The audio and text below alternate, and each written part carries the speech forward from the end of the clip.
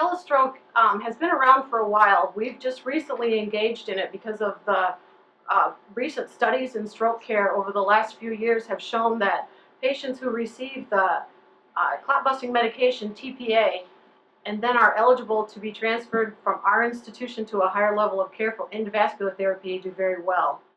Anytime that somebody presents with stroke symptoms within less than 4.5 hours onset of time, we call an overhead stroke alert within the hospital, and then we consult Loyola. There's a certain time frame that they can have these therapies done. So that's why it's very important that they call 911 and get to the hospital very quickly, so we can decide if we can give them the medication therapy, send them to Loyola and do the endovascular therapy, or we do any other types of treatment here. What's your name, sir? Rick Siler. So the main use of telestroke services and using this robot is to expedite care for patients presenting with acute stroke. When someone presents with acute stroke, time is brain.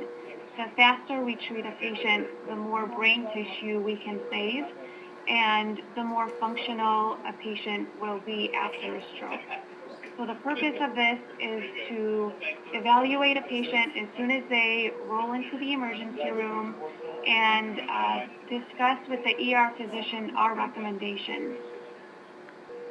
It's very, very important to take a look at the patient via the robot rather than hearing the stories just over the phone. Because what you hear on the phone sometimes is very different than what I see at the bedside. And just as a neurology specialist, you know to look for other types of clinical signs, ask certain types of questions, and that helps tailor my decision making, which is crucial to a patient.